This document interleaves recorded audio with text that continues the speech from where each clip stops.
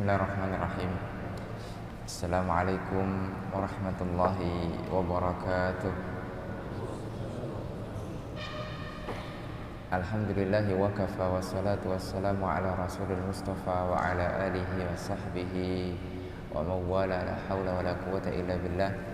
Qala Allahu tabaraka wa ta'ala ya ayyuhalladzina amanu taqullaha wa qulu qawlan sadida yuslih lakum a'malakum wa yaghfir lakum dhunubakum wa may yuti'illaha wa rasulahu faqad faza fawzan 'azima. Alhamdulillah, bersyukur kita kepada Allah Rabbuna tabaraka wa ta'ala yang telah memberikan kepada kita kesempatan untuk kita duduk di majelis ilmu, belajar agama Allah Azza wa Jalla. InsyaAllah pada kesempatan kali ini kita akan bersama-sama belajar tentang belajar apa kita? Hah? Mau belajar apa? Ini kelas Ali semua?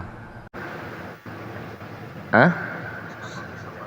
Takhasus sama Ali. Kelas takhasus sama Ali. Nah, kita akan belajar tema dasar-dasar menulis. Siapa di sini suka menulis? Ada yang tidak suka menulis?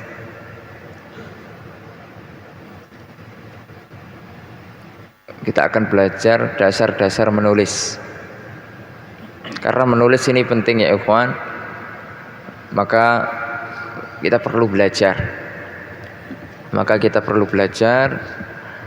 Dan nanti ujung-ujungnya kita bisa membuat sebuah karya ilmiah yang bisa kita pertanggungjawabkan dan itu bisa menjadi jariah bagi kita. Dan alhamdulillah guru-guru antum yang ada di sini, masya Allah banyak sekali yang produktif di dalam menulis. Di antaranya Ustadz Abu Ubaidah, ada juga Ustadz Aun, ya, Ustadz Ahmad Sabik dan yang lainnya. Itu mereka produktif di dalam menghasilkan sebuah karya-karya ilmiah. Nah, itu yang harus menjadikan antum motivasi. Bagaimana sih saya bisa seperti mereka? Ya, oleh karenanya minimal kita memiliki dasar-dasarnya. Ya, bagaimana menulis? Mungkin menulis ini ya kawan, ada memang dari dasarnya sudah suka, ada dari tengah-tengah baru suka,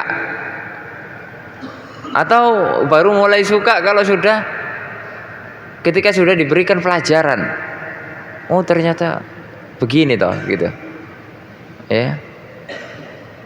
Oleh karenanya kita harus maksimalkan potensi yang ada pada diri kita.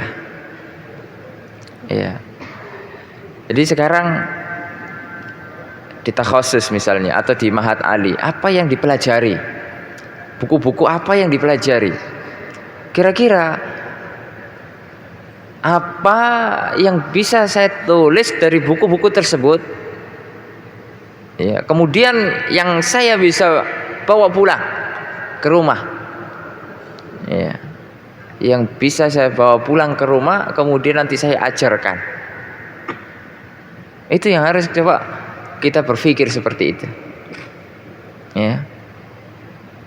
Misalnya setiap orang kan berbeda-beda. Ada yang suka nulis bab akidah. Ya, jadi kitab akidah itu dia dicatat.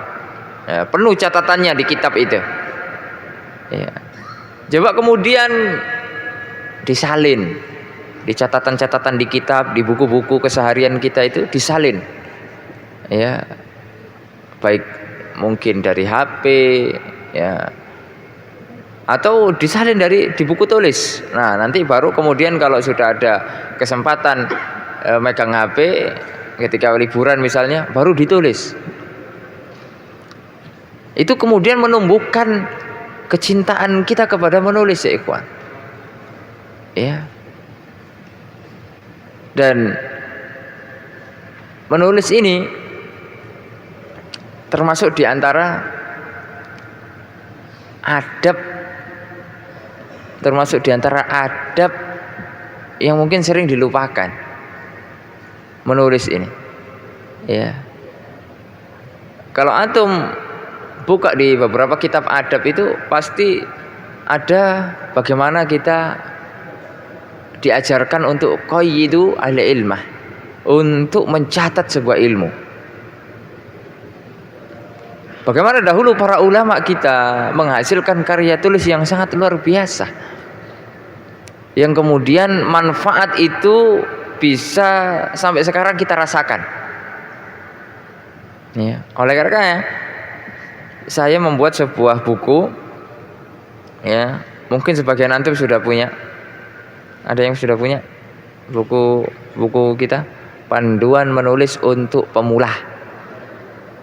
Ada yang sudah punya kira-kira? Ada yang sudah punya. Berapa orang yang sudah punya? Ya, sudah punya. Ya, kemarin sempat saya kirim ke sini, tapi tidak banyak. Ya. Itu sempat saya tulis, saya bukukan, hanya cuma 36 halaman. Kalau tidak salah, 36 halaman. Ya. Itu saya pengen mengajak, ini loh dasar-dasarnya. Ya, kita pahami. Kita semuanya bisa kok menulis. Apalagi antum yang sudah belajar agama 3 tahun, 5 tahun. Ya. Toh minimal untuk awal-awal kita menumbuhkan suka kita menulis itu, tulis saja kesan-kesan antum. Bagaimana di Pondok Al-Furqan ini, faidah-faidah yang antum dapatkan. Ya, subhanallah. Itu sangat luar biasa. Mungkin sekarang itu merasa tidak akan terbaca atau tidak ada gunanya gitu. Tapi 10 tahun ke depan, 15 tahun ke depan, kita tidak tahu. Itu akan sangat bermanfaat. Ya. Faedah saya mondok di Pondok Al-Furqan banyak sekali. Ya, bagaimana muamalah santri dengan ustadznya, bagaimana perhatian ustadz dengan santrinya, bagaimana kemudian muamalah antara santri satu dengan yang lainnya, kekeluargaan, bagaimana juga, atau sedih-sedihnya ditulis gak apa-apa. Ya, kisah sedihnya. Misalnya di Sedayu ini, di pondok panas atau dingin di sini? Sejuk ya. Alhamdulillah. Tulis saja. Misalnya airnya wangi misalnya. Ya misal tulis saja. Ya masya Allah. Jadi itu menjadi kesan. Ya, menjadi kesan yang sangat berharga. Jadi untuk kita bisa kemudian suka menulis itu harus ditumbuhkan dulu kecintaan. Terkadang orang udahlah, saya mau nulis apa?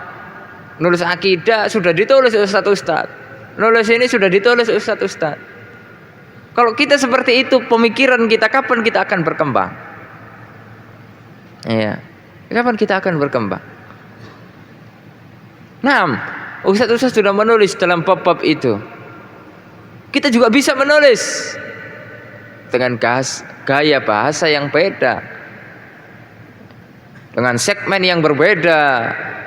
Bisa saja dahulu tulisannya para ustadz kita itu bahasanya untuk orang dahulu. Kemudian pada zaman kita ini bahasanya untuk orang sekarang ini bagaimana? Nah, itu PR kita semuanya.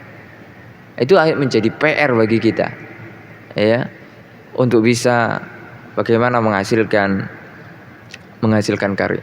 Dan kita tidak boleh juga kemudian menulis sesuatu yang kita tidak ketahui. Terlalu memaksakan diri, tidak boleh. Ya, jadi apa-apa yang sudah antum dapatkan saja di ma'had, apa yang antum pelajari, kira-kira apa yang bisa antum tonjolkan. Ya, paling minimal jadi 1 buku. Ya, antum lulus Al-Furqan punya 1 buku. Mau itu 50 halaman, mau itu 100 halaman, mau itu 200 misalnya, nggak apa-apa, bagus. Ya, subhanallah. Kalau satu halaman itu bukan buku. Ya. Kalau cuma satu halaman bukan buku. Jadi itu yang harus coba antum pikirkan, antum cita-citakan. Akan tapi jangan sampai kemudian kita menulis sesuatu di luar kapasitas kita, itu tidak boleh. Umar bin Abdul Aziz pernah mengatakan, rahimallahu mura'an, ya, rahimallahu mura'an arifa qadra nafsihi. Semoga Allah Subhanahu wa taala merahmati seseorang yang mengetahui kapasitas dirinya. Kalau kita kapasitas kita A, ya A tulis. Kita belum menguasai yang B, jangan ditulis yang B. Ya. Atau kita merujuk pendapat masyayikh fulan demikian. Begitu. Ya. Apalagi insyaallah di kelas Ali ya itu sudah pandai untuk berbahasa Arab dan apa namanya? Ustadz kalau tulisannya bahasa Arab, wih, tambah mantap. Iya. Tambah mantap, tambah bagus. Ya. Subhanallah. Oleh karena ma'asyiral muslimin rahimani wa rahimakumullah. Jadi yang harus kita ketahui bahwasanya menulis ini termasuk harta karun. Ya, harta karunnya para ulama. Ya.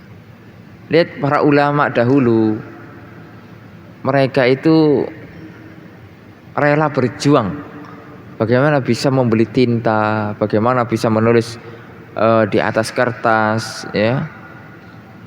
Jadi itu yang harus kita tumbuhkan pada diri kita, ma'asyiral muslimin.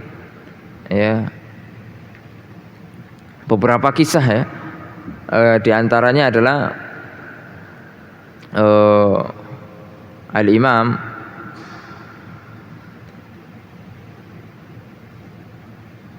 Ibnu Al-Kashaf An-Nahwi, ya. Beliau mengatakan tidaklah seorang alim, ya, orang yang berilmu atau ahli hadis, ya, ahli hadis, ya, kemudian mereka wafat, melainkan beliau membeli kitab-kitabnya. Jadi Ibnu Kashaf An-Nahwi ini tidaklah ada seorang ulama atau alim kemudian wafat kecuali dibeli kitab-kitabnya, tulisan-tulisannya. Karena kitab-kitab para ulama ini harta karun, ya ikhwan. Iya. Subhanallah. Yang saya sangat bersyukur sekali di sini ya berusaha untuk membeli buku-buku yang asli gitu. Terkadang beberapa ma'ahid itu tidak mau dia membeli buku-buku yang asli, maunya fotokopi aja. Ya, kalau menurut kita kurang barokah. Ya, kalau kita belajar fotokopian itu, ya kecuali darurat ya, kalau memang tidak ada lagi stoknya, baru fotokopi. Tapi kalau masih ada yang asli, kitab-kitab para ulama, yang matbu', yang kemudian bisa kita beli, ya itu masya Allah, ya lebih berkah. Ya. Kemudian ma'asyiral muslimin rahimani wa rahimakumullah, kata apa namanya Syekh Abdul Fattah Abu Wuddah di dalam kitab As-Safahat min Sabril Ulama, ya, di dalam kitab As-Safahat min Sabril Ulama, beliau mengatakan ya kitab ya bagi seorang alim bagaikan ruh pada jiwa. Jadi kitab itu ya bagaikan ruh di dalam jiwa dan kesehatan bagi badan. Kalau kitabnya nggak ada, kurang sehat, batuk-batuk. Ya. Pernah nggak kita merasakan, saya belum punya kitab, kemudian kita batuk-batuk? Pernah? Berarti belum menjadi ulama itu. Ya. Jadi luar biasa. Sempat tadi malam kan kita sebutkan bahwasanya ada Imam Sibawa ya. Itu saking cintanya dengan kitabnya itu, ya sampai lupa kalau dia punya istri. Ya, kalau kita sudah punya istri lupa kitabnya, kebalik kan? Ya, kebalik. Subhanallah. Karena Bagi mereka kitab itu apa? Sudah menjadi ruh. Kemudian sudah bagaikan kesehatan gitu. Bagaikan kesehatan. Kalau kitabnya tidak ada sakit. Makanya ketika kitabnya Imam Sibawayh dibakar itu merasa sakit dia. Ya demam langsung. Ya ibaratkan begitu. Sehingga dia tidak mau pikir panjang, sudah diceraikan aja istrinya. Karena membuat dia sakit. Ya. Subhanallah. Bahkan di halaman berikutnya itu dari kitab Safahat itu dikatakan kitab bagi seorang alim itu ya bagian dari daging dan darahnya. Jadi daging kita, kitab itu sudah mendarah daging. Ya, subhanallah. Oleh karenanya, ayo kita sama-sama menumbuhkan ya kecintaan kita kepada kitab-kitab para ulama agar kita bisa menulis seperti mereka. Ya, kita harus punya cita-cita satu karya. Ya, minimal sebelum kita mati punya satu karya, itu minimal. Ya. Kalau kita mati kemudian tidak meninggalkan karya ya ikhwan, ya udah mati gitu aja. Ya. Lihat para ulama ketika mereka wafat kemudian mereka meninggalkan karya, nama mereka disebut-sebut di dalam sejarah. Ya. Subhanallah. Seperti saya contohkan kemarin, Al-Imam An-Nawawi. Imam Nawawi itu sudah wafat. Wafat abad ke-7. Sekarang abad ke-berapa? Abad ke-berapa sekarang? 15. Di 15 kurangi 7. Berarti 8 abad. 8 abad itu bukan waktu yang singkat. Itu waktu yang sangat lama. 8 abad itu 800 tahun. Nama Al-Imam An-Nawawi tidak hilang dari sejarah. Kenapa? Karena beliau memiliki apa? Karya tulis. Subhanallah. Dan karya tulis beliau barokah, dipelajari. Dan kemudian diantara yang harus kita hadirkan di dalam menulis itu ya keikhlasan, ruh. Bukan hanya sekedar menulis tanpa ada keikhlasan. Kemudian ya diikuti dengan rasa-rasa yang tidak baik, riyaan, wasum'atan dan yang lain sebagainya. Bukan untuk bagaimana tulisan ini bisa bermanfaat untuk kaum muslimin, bukan itu. Tapi hanya untuk ini loh penulis jago, ini loh, hanya cuma untuk itu. Maka bisa dipastikan kalau seperti itu tulisan kita tidak bertahan lama. Ya, akan hilang di peredaran. Ya. Bahkan dikisahkan ya wallah alam ini sahih atau tidak tentang kitab Ajurumiyah. Pernah ada yang dengar kisahnya? Ya, kitab Al-Ajurumiyah. Siapa penulis kitab Al-Ajurumiyah? Ibnu Ajurum. Ya, Ibnu Ajurum. Ya. Kemudian beliau menulis kitab, lalu kitabnya itu apa? Ini ditulis di sebagian kitab. Wallah alam ini kurafat atau tidak gitu. Ya, kitab Jurumiyah itu kemudian dilemparkan ke sungai. Kalau dia tidak ikhlas sudah hilang kitab itu. Kalau ikhlas ada yang menemukan sehingga bisa dibukukan. Ya, itu salah satu tandanya begitu. Ya, sampai akhirnya ya kitab Al-Jurumiyah ditemukan. Ya, kemudian sampai kepada kita sampai sekarang. Ibnu Ajurum. Antum pernah dengar kitab Mandhumah Al-Baiquni? Pernah dengar? Mandhumah Al-Baiquni itu berapa bait? Berapa bait? 34 bait. Itu penulisnya ya ikhwan hampir tidak kita ketahui. Di dalam kitab-kitab para ulama juga tidak pernah disebutkan biografinya. Mandhumah Al-Baiquni itu. Tapi Masya Allah, oleh karenanya betullah kata Imam Malik. Beliau pernah mengatakan maka lillahi yabqa. Sesuatu yang ditulis karena Allah, hanya mengharapkan wajah Allah, pasti tulisan itu akan kekal. Ya, lihat, tidak dikenal orang, akan tapi Al-Baiquni itu dihafal oleh para penuntut ilmu. Terlebih orang-orang yang takhasus. Ya tidak harus takhasus. Di pondok-pondok itu dianjurkan untuk dihafalkan cuma 34 bait. Ya. Mengenalkan kita tentang mustalahul hadis. Ya. Oleh karenanya subhanallah, luar biasa. Sangat-sangat luar biasa. Ma'asyiral muslimin rahimani wa rahimakumullah. Kemudian di antara bagaimana kita menemukan atau kriteria lah, kita langsung bahas kepada kriteria. Bagaimana sih kriteria penulis yang bagus, yang sudah layak menulis itu siapa? Bagaimana kriterianya? Yang pertama sudah kita sebutkan, yaitu ikhlas karena Allah, berusaha. Ya, karena ikhlas tidak bisa diklaim. Ya, kemudian antum sekarang mengklaim, Ustaz, alhamdulillah Ustaz, saya ibadah dari dulu itu sudah ikhlas, Ustaz. Tidak bisa. Tidak bisa ya, kawan. Tidak bisa kita mengklaim diri kita ini sudah ikhlas, tidak bisa. Ya, Imam Ahmad. Siapa yang tidak tahu Imam Ahmad di sini? Tahu tak? Yang nggak tahu angkat tangan.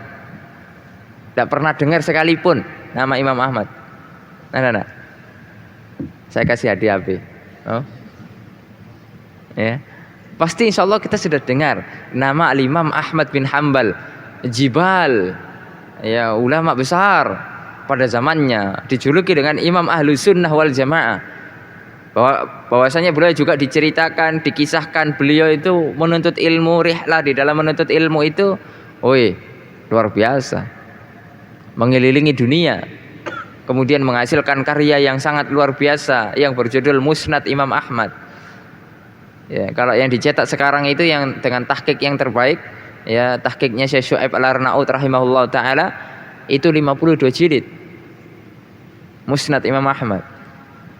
Lalu beliau kemudian ditanya, ya, kemudian beliau ditanya, hal talabtal ilma lillah, wahai Abu Abdillah, wahai Imam Ahmad, apakah kamu ketika menuntut ilmu itu sudah ikhlas karena Allah? Bagaimana kira-kira jawaban Imam Ahmad? Apakah Imam Ahmad, ya jelas dong, ya, aneh gitu loh. Ya, Imam Ahlus Sunnah, aneh apa? Sudah keliling 2 kali menuntut ilmu. Ini loh karya saya sudah banyak. Apakah begitu? Mungkin kalau kita begitu, ya. Akan tetapi Imam Ahmad, masya Allah, sangat-sangat luar biasa. Beliau menjawab dengan jawaban yang ajib. Beliau mengatakan, lillahi aziz. Ikhlas, menuntut ilmu ikhlas karena Allah itu berat ya ikhwan. Ya, oleh karenanya menuntut ilmu ikhlas karena Allah itu berat. Tidak bisa kita mengklaim, Ustaz, aneh ini ikhlas, Ustaz. Ya. Jadi aneh ikhlas. Jadi itu jangan pernah keluar dari lisan kita ikhwan. Klaim bahwa diri kita sudah ikhlas. Ya. Subhanallah. Oleh karenanya yang harus kita perhatikan bahwasanya kita tetap berusaha gitu. Ya. Karena keikhlasan ini harus dilakukan di awal, di tengah dan di akhir. Ya. Terus jihad kita itu melawan hawa nafsu. Melawan ingin dipuji, ingin didengar, ingin diperhatikan, ingin di ini dan itu ya. Ya. Oleh karenanya subhanallah, itu yang harus kita hadirkan. Berusaha kita untuk ikhlas karena Allah tabaraka wa taala.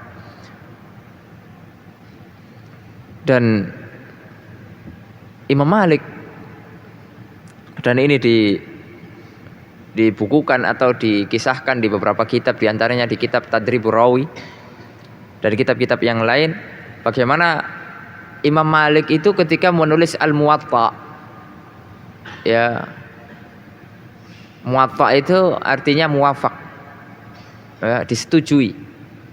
Jadi Imam Malik menulis Muwatta. Pada zaman Imam Malik itu sudah banyak muwatta'at. Jadi judul Muwatta itu sudah banyak. Nah, Imam Malik menulis juga Muwatta. Lalu disodorkan kepada salah seorang untuk dikoreksikan, untuk diperiksa. Kemudian Imam Malik, iya, kata salah seorang, kenapa kok menulis Muwatta? Kenapa enggak yang lain aja? Muwatta ini udah banyak. Iya. Jawaban Imam Malik ini menggetarkan. Ya, dan ini subhanallah. Ya sudah saya katakan tadi, maka nalillahi ya baqa. Sesuatu yang dilakukan karena Allah kekal. Dan perkataan Imam Malik itu terbukti. Muwatta yang sampai sekarang itu masih lestari, masih ada, dibahas, disyarah oleh para ulama, itu Muwatta'nya Imam Malik. Subhanallah. Bagaimana dahsyatnya keikhlasan itu. Ya, keikhlasan ya ikhwan. Kebersihan hati. Ya. Ma'asyiral muslimin rahimani wa rahimakum. Kemudian kriteria yang berikutnya adalah mumpuni. Ya, mumpuni. Ya memang kita sudah belajar sebelumnya. Apa yang kita tulis itu sudah pernah kita pelajari. Jadi kita tidak ngarang. Ya, tidak ngarang. Oleh karena yang tidak boleh kita berbicara, berkata-kata tanpa ilmu, tidak boleh. Bahkan dikatakan jika kita berani, ini berat ini. Ya, terkadang kita kalau dalam bidang kedokteran itu kalau kita ngomong tidak berani. Ya, misalkan obat penyakit corona itu misagrip, ya, atau bodrek, misalnya. Berani nggak kita? Ya, kemudian kita share kemana-mana, kita umumkan ke masjid, masyarakat, obat corona itu bodrek. Ayo, berani antum? Berani enggak? Ayo, siapa yang berani? Coba pegang mic. Ya. Atau yang lain gitu. Ya, subhanallah. Itu dalam ilmu kedokteran, kemudian kita tidak berani berbicara. Di ilmu komputer, ilmu teknik, kita tidak berani. Untuk otak-atik, untuk apa-apa, ya kita tidak pernah belajar dasar-dasarnya, tidak tahu. Kita tidak berani. Tapi ada satu ilmu yang semua orang berani ngomong. Ini bahaya. Ilmu apa? Ilmu agama. Subhanallah.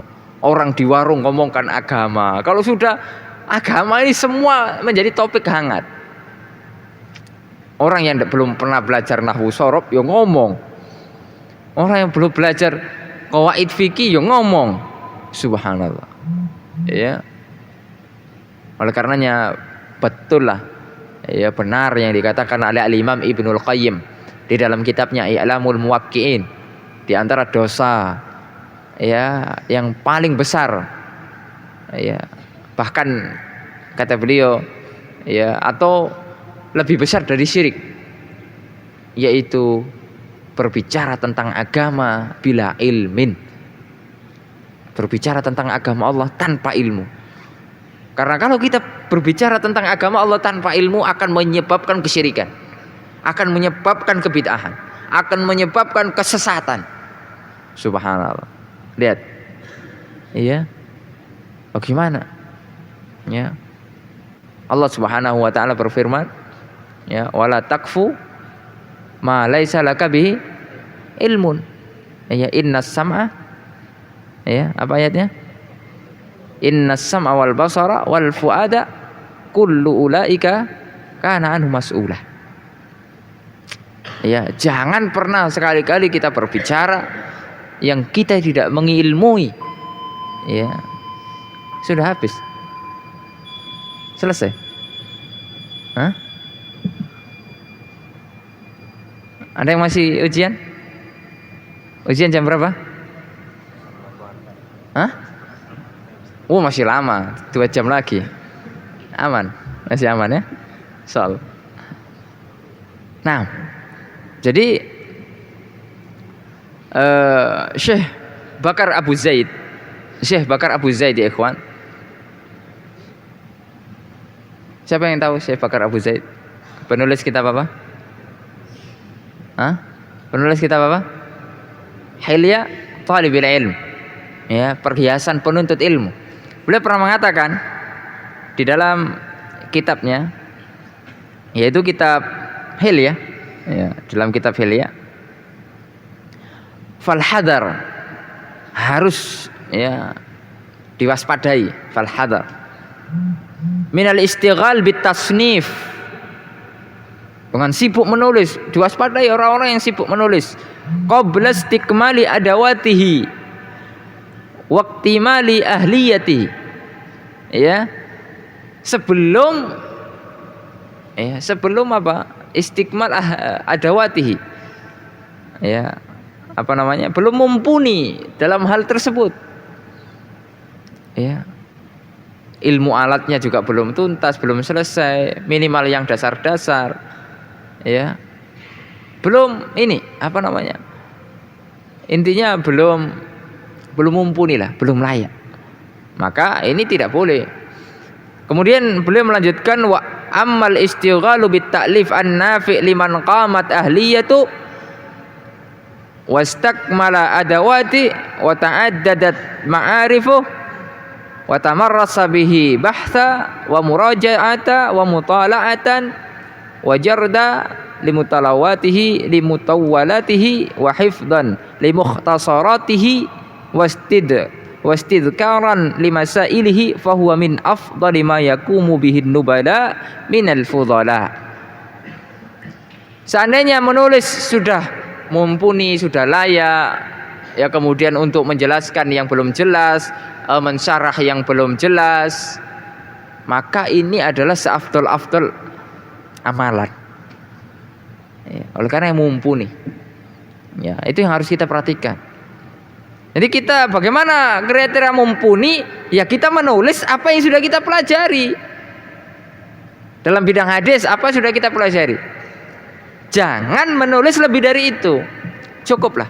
Misalnya kita ya menulis tentang fawaid dari Mandhumah Baikunya, atau fawaid dari Taisir Mustalahil Hadis.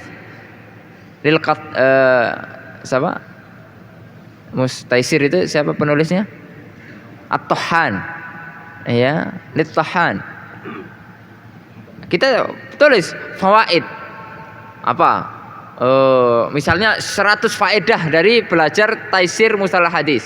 Kita menulis begitu. Oh, Mustalah Hadis ini mudah sekali bahasanya, mudah untuk pemula. Kemudian faedah, oh masya Allah, banyak faedah-faedahnya.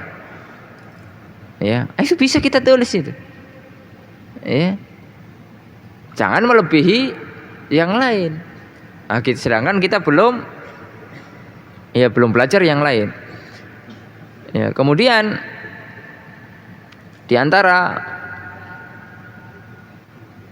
kriteria berikutnya bahwasanya menulis itu kita niatkan untuk menambah ilmu. Menulis untuk menambah ilmu. Kita kalau nulis otomatis kita harus punya apa? Punya apa kalau kita menulis? Maroji. Apa maroji? Apa maroji artinya? Referensi. Apa? Referensi. Ya, rujukan. Otomatis kita harus baca dulu toh. Misalnya kita mau nulis bab akidah. Bab apa? Akidah tentang tauhid asma wa sifat. Jadi kita kumpulkan kitab apa saja yang membahas tauhid asma wa sifat. Kira-kira kitab apa saja? Misalnya kitab akidah apa? Wasitiyah. Kemudian kita juga kumpulkan syarah siapa saja kira-kira. Syarahnya Syekh Muhammad bin Shalih Al-Utsaimin, syarahnya Syekh Shalih Fauzan. Syarah kita kumpulkan sehingga lengkaplah syarah itu, baru kita kemudian bisa mengambil faedah. Kita baca itu. Baca kita sudah belajar dengan satu syarah misalnya. Kemudian nggak apa-apa kita baca syarah yang lain untuk menambah faedah. Lalu kemudian kita buat sebuah tulisan ya faedah dari syarah Aqidah Wasithiyah karya Syekh Muhammad bin Shalih Al-Utsaimin dan Syekh Shalih Fauzan misalnya. Ya. Atau judulnya enggak usah panjang-panjang, pokoknya faedah dari Wasithiyah. Antum nambahi, ya cari referensi. Otomatis ilmu antum akan bertambah. Awalnya antum cuma belajar Syekh Utsaimin, syarahnya Syekh Utsaimin. Iya toh? Di sini Syekh Utsaimin atau Syekh Shalih Fauzan? Wasithiyahnya siapa? Syekh Shalih Fauzan. Nah, Syekh Shalih Fauzan. Berarti antum nambah syarahnya Syekh Shalih Utsaimin. Ya. Nah, itu kan bisa menambah ilmu. Oh, ternyata penjelasan misalnya di penjelasan Syekh Shalih Fauzan belum jelas. Ya, karena mungkin bahasanya agak panjang atau agak sulit dipahami. Kemudian kita baca kitab yang lain dengan syarah yang syekh yang lain. Masya Allah, bahasanya lebih mudah. Nah, itu kan faedah, menambah ilmu. Ya. Lalu kemudian yang berikutnya adalah dengan menulis harus kita banyak berguru ya kawan. Banyak berguru dan banyak membaca. Ya, penulis itu tidak mungkin dia tidak baca, harus baca. Oleh karena kalau kita tidak suka baca, itu susah untuk nulis. Ya, siapa di antara kita yang tidak suka baca? Ngaku aja lah. Ya, tidak ada yang ngaku. Ya, alhamdulillah, masya Allah suka baca semua ya. Serius. Ya, atau jadi harus ditumbuhkan suka baca. Ya, berapa hari minimal kitab yang saya baca? Minimal baca apa? Baca muqarrar antum tuh baca. Bukan hanya sekedar ngaji di kelas habis itu udah dibaca lagi. Ya. Kemudian dibuat apa? Bantal. Ya, jangan. Baca itu sampai antum faham, mungkin bahkan masya Allah. Nah, kemudian ditulis faedahnya sehingga ilmu antum tuh kokoh. Ya. Lalu kemudian berikutnya, ya.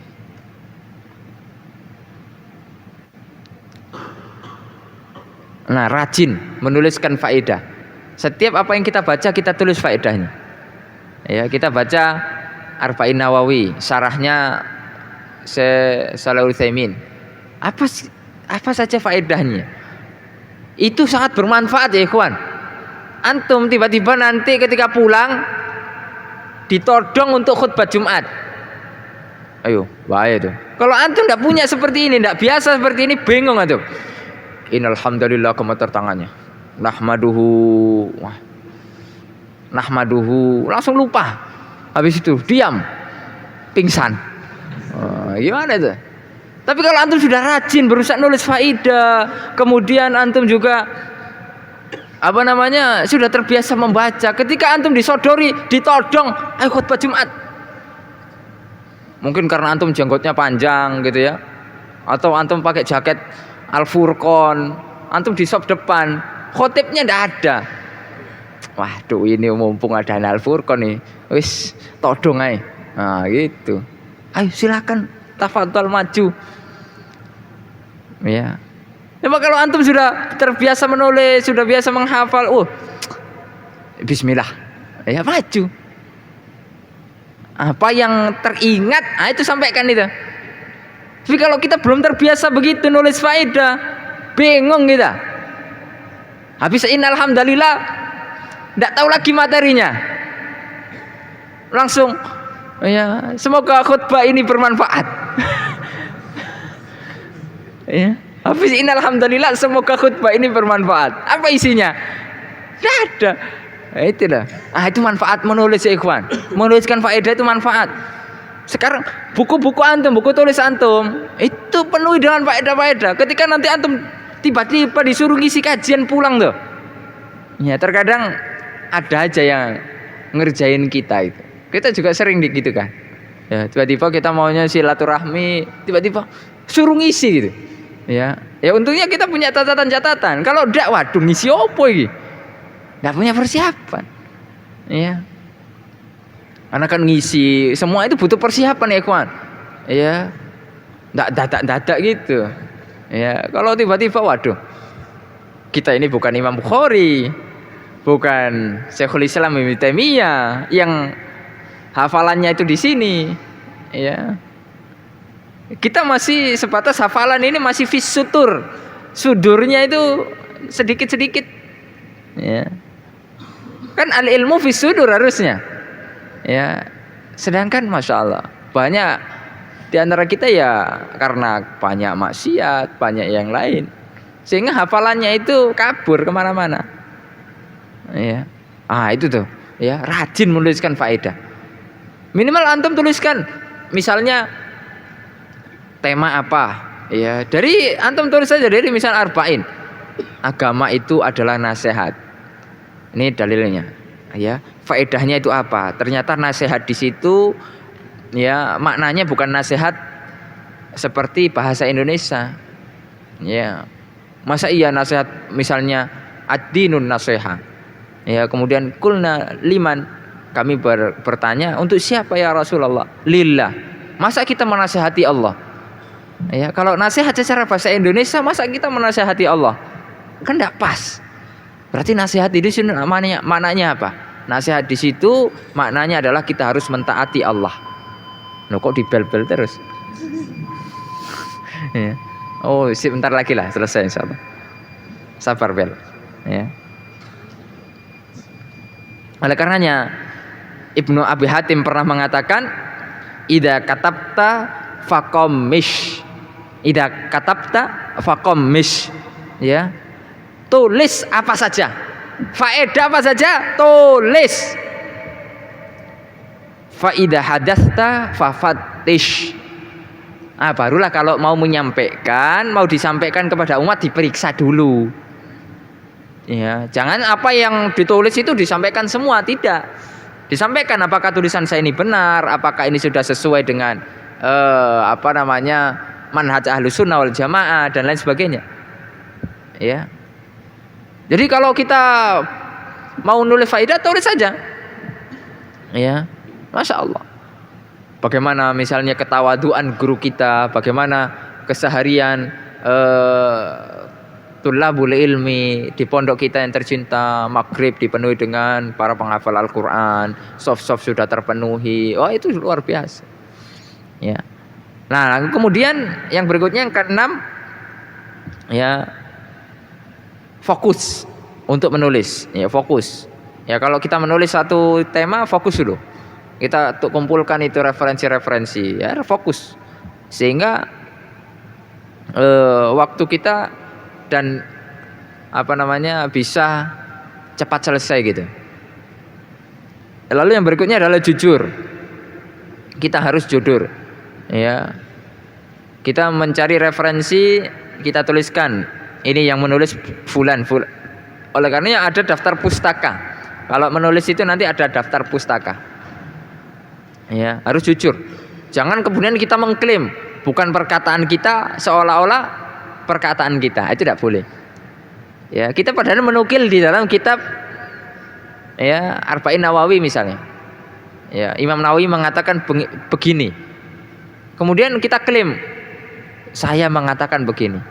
Padahal itu perkataannya Imam Nawawi. Harus jujur. Ya, harus jujur.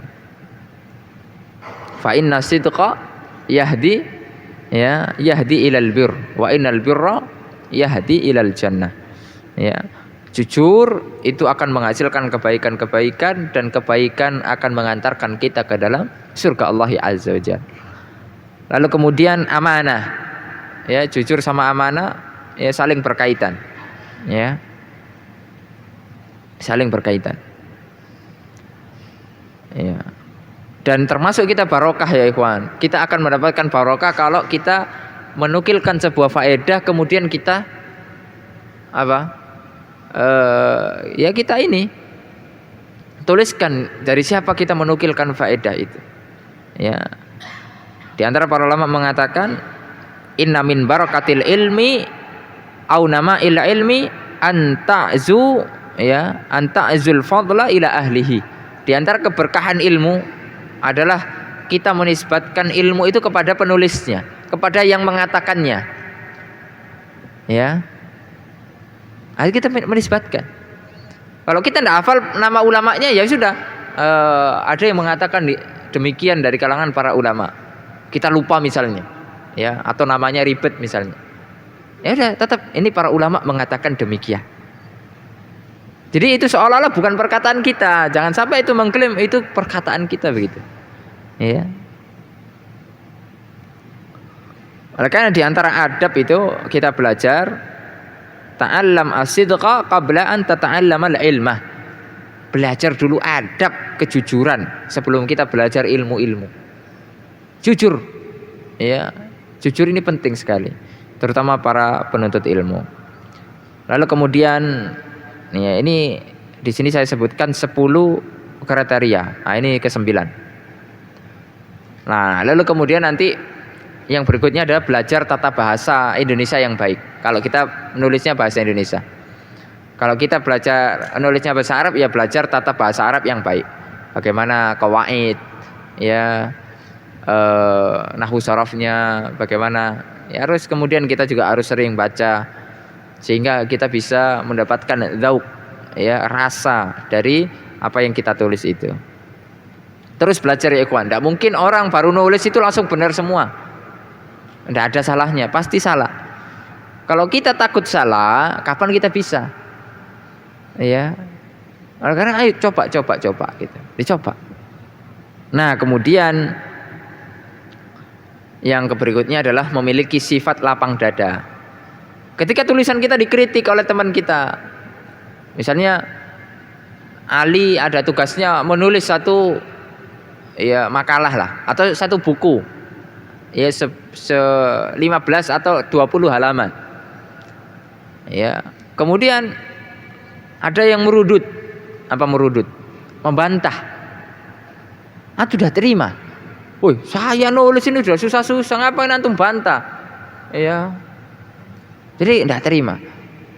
Padahal memang kita salah gitu loh. Harusnya kita ya kemudian kita salah menulis hadis misalnya. Nah, kemudian diingatkan, ya akhi, ini salah. Bahaya kalau dibiarkan. Misalnya ya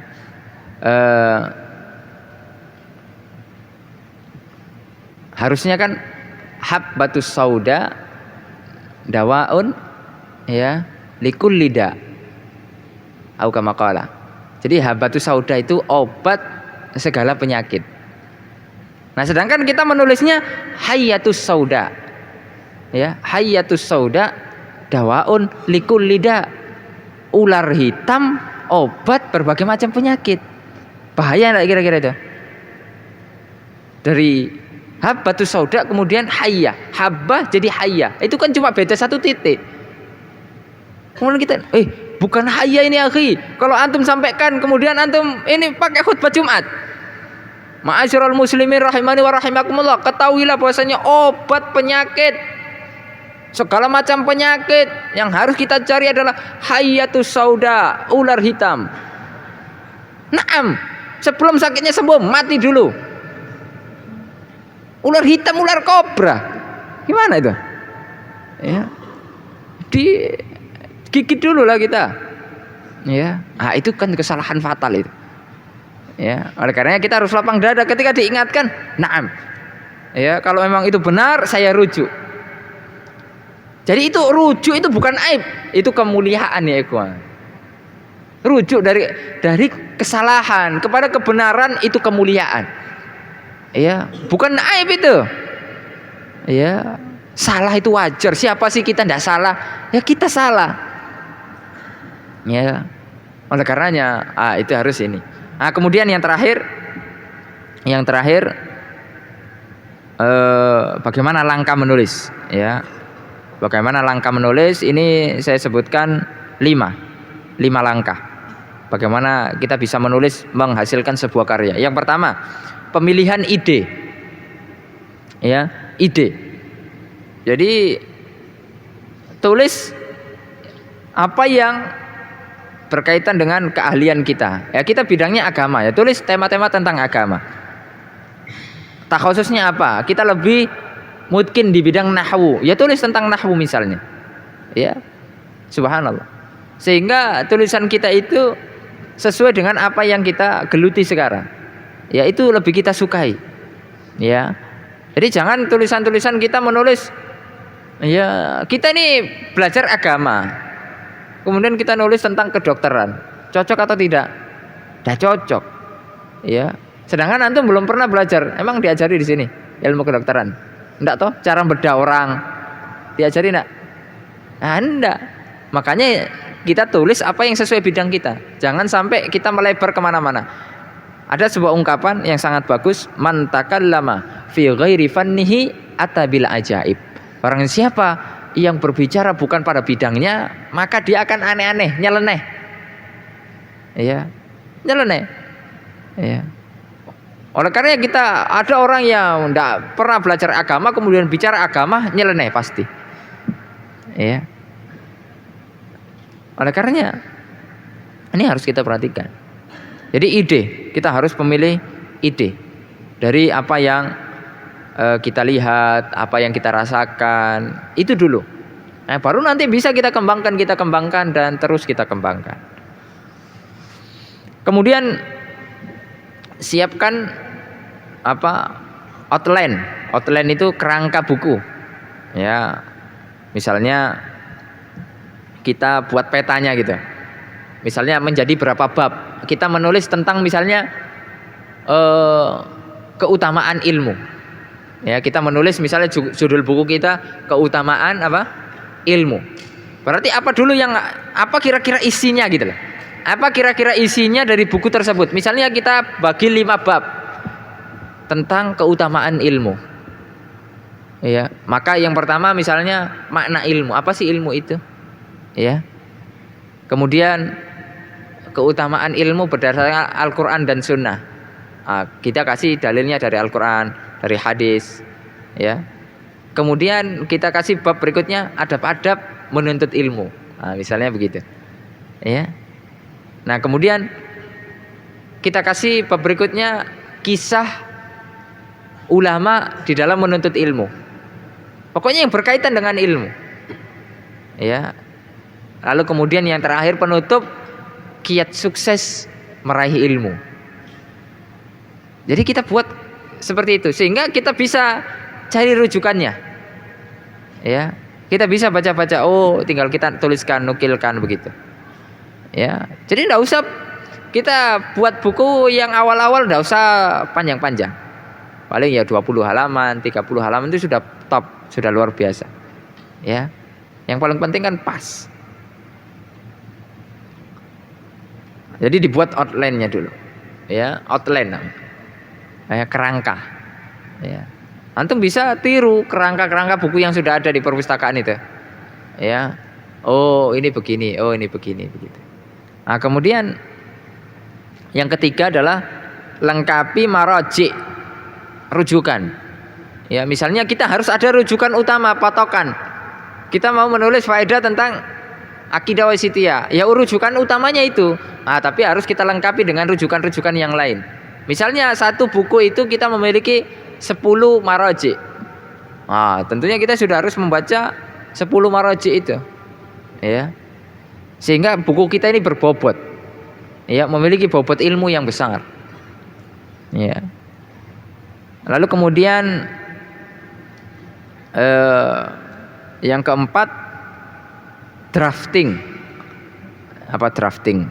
Ya, dengan target yang jelas. Misalnya saya nulis buku ini sampai sebelum saya lulus Al-Furqan. Harus punya satu buku. Sebelum saya lulus Ali, saya harus punya satu buku. Dengan judul misalnya Indahnya Surga.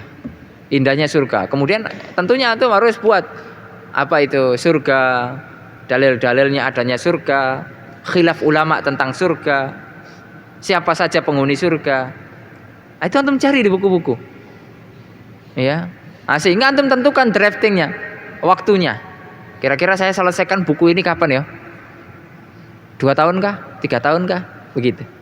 Ya, harus punya planning, ya. Nah, kemudian yang terakhir adalah terus latihan. Ya, terus latihan, ya namanya nulis itu dilatih. Sekali tulisan kita masih jelek, 2 kali tambah jelek, ya. 3 kali ya sudah mulai bagus. 4 kali Masya Allah, Subhanallah. Sehingga nanti kita bisa memiliki ya atau mungkin bisa dicetak, ya, bisa naik cetak, Masya Allah, ya bisa naik cetak ya kawan. Dan diantara ya kemandirian ekonomi seorang dai hendaknya dia memiliki karya tulis, sehingga dia bisa jual karya tulis itu, ya. Antum tahu ini enggak, Dr. Erwandi, tahu? Ada yang enggak tahu? Yang punya buku Harta Haram Muamalat Kontemporer. Pernah dengar ya? Pernah dengar nak? Itu beliau dari satu buku itu untungnya itu miliaran. Ya.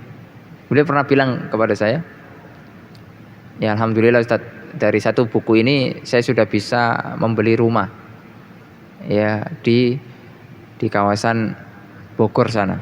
Ya harga rumahnya itu ya MM-an gitu. Alhamdulillah juga sudah bisa membeli mobil, ya beberapa mobil lah begitu. Ya, kemandirian ekonomi. Ya, kemandirian ekonomi. Oleh karenanya kita bisa mandiri ekonomi kita ya ikhwan. Ya, harus itu. Ayo, makanya kita harus cita-cita. Kita harus tumbuhkan. Ayo, saya harus punya karya tulis. Begitu, ya. Mandiri ekonomi. Taib. Ya, mungkin itu yang bisa disampaikan. Kira-kira ada yang ditanyakan enggak?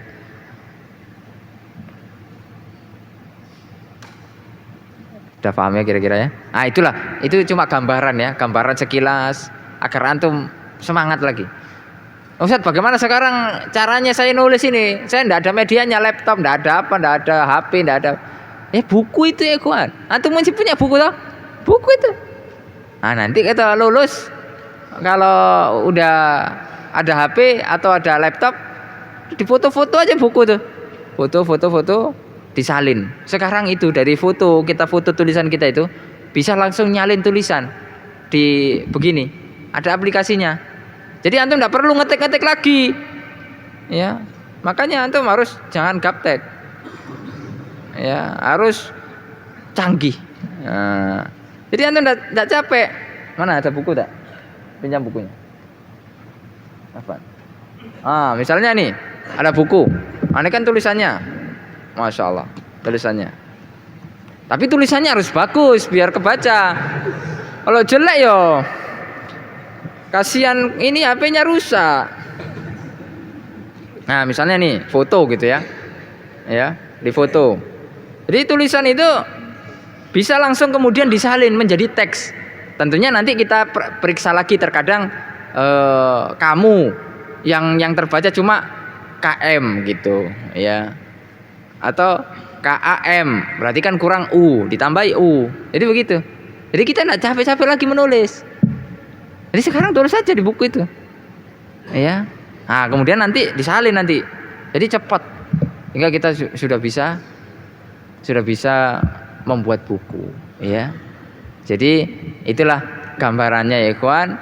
Semoga ya yang sedikit ini ada manfaatnya, ya ada manfaatnya sehingga bisa kita amalkan, ya sehingga bisa kita amalkan. Minimal kita punya cita-cita tuh, keinginan gitu, ya kita minimal punya keinginan sehingga kita ya bisa bermanfaat lah untuk kita sendiri, ya kemudian juga nanti bisa kita ajarkan kepada yang lainnya. Wassallallahu ala nabiyyina Muhammad wa ala alihi wa sahbihi wasallam. Subhanakallahumma bihamdika asyhadu an la ilaha illa anta astaghfiruka wa atubu ilaik.